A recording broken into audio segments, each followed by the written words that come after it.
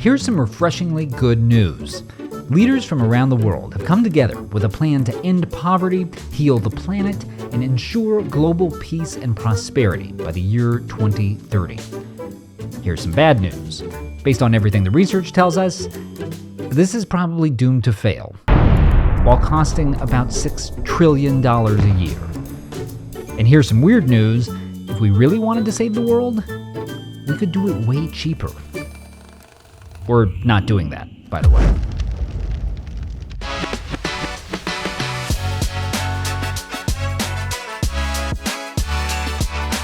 Let's be honest, those of us who live in advanced, prosperous countries can be in a little bit of a bubble. If you doubt this, consider the following. In the 25 years from 1990 to 2015, the rate of undernourished people in the developing world decreased by 46%. The number of childhood deaths around the world was cut in half. So was the number of people living in extreme poverty. And the media didn't talk about it all that often. Although, to be fair, that's probably because we had so many other important things happening during that era. Furby's also big on bodily functions. So, what happened here? There were a lot of factors. Given its enormous population, China getting wealthier put a big dent in the poverty numbers. Cleaning up drinking water in the developing world improved health.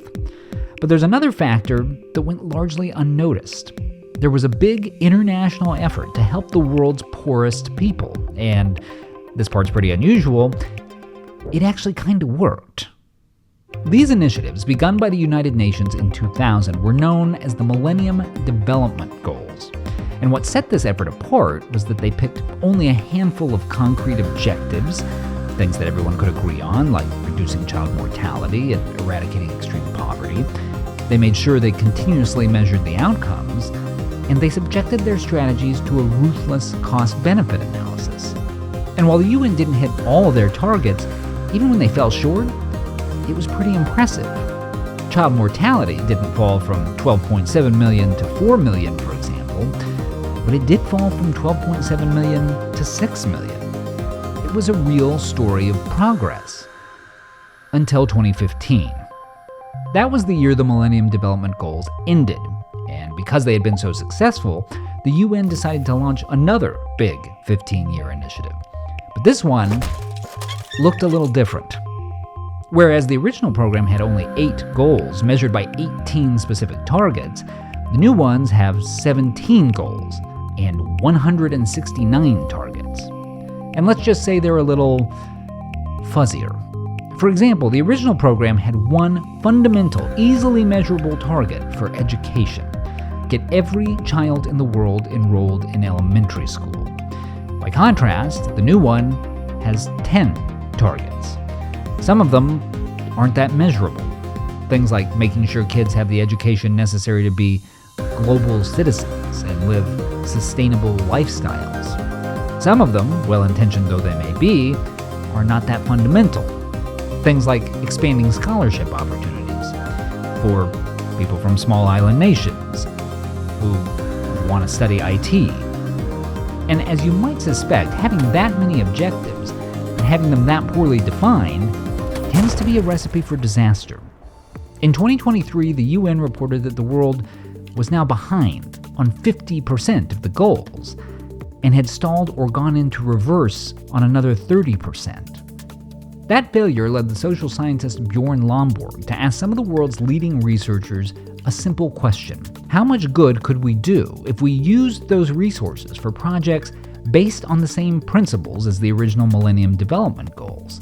Simple, measurable, and cost-effective. And the answer, revealed in his resulting book, Best Things First, is a lot. We could do a lot of good if we're willing to just focus on the basics. In much of the world, for example, diseases that Americans barely have to think about can often be a death sentence, especially for kids.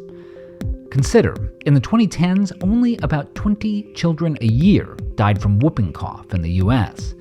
By contrast, across the rest of the world, that number was about 160,000 deaths a year. And there are plenty of other diseases like this: measles, yellow fever, rotavirus. An expanded campaign to simply get more of the vaccines that treat these diseases to the poorest parts of the world would cost about $1.6 billion a year, and return benefits worth $167 billion a year, through things like lowering medical costs or enabling parents who'd otherwise be caring for a sick child to go back to work.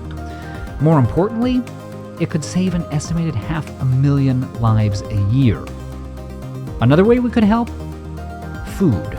Around the world, there are still 768 million people suffering from hunger. 2.7 million mothers and children die from a lack of food every year. Much of this is because the poorest parts of the world also tend to be the ones most lacking in agricultural technology, which is why the researchers found the single most cost-effective way to help is through funding agricultural research and development, things like better seeds to increase farmers' yields. Estimated cost, $74 billion. Estimated benefit, $2.5 trillion. And 130 million fewer malnourished people by the end of the decade. And the researchers found similarly incredible returns on investment on a wide variety of fronts. Making sure landowners in the poorest parts of the world have clear rights to their property. It costs $1.8 billion a year, but generates $37 billion in benefits by allowing landowners to develop, sell, or borrow against their land. Preventing the deaths of pregnant mothers and infants in countries with inadequate health care, $4.9 billion a year in costs, 1.4 million lives saved annually. And yes, that's a lot of money to spend. But remember, we're currently spending $6 trillion a year on the UN's goals, without getting much in return. Bottom line, we probably can't fix everything, but we can make progress on the biggest issues and save millions of lives in the process. Doing so, however, requires discipline. The discipline to ask tough questions about costs versus benefits, the discipline to set clear goals, and the discipline to prioritize what's most important. After all, if history has taught us anything, it's that it's easy to get distracted. When we tried water on Furby, all he did was burp.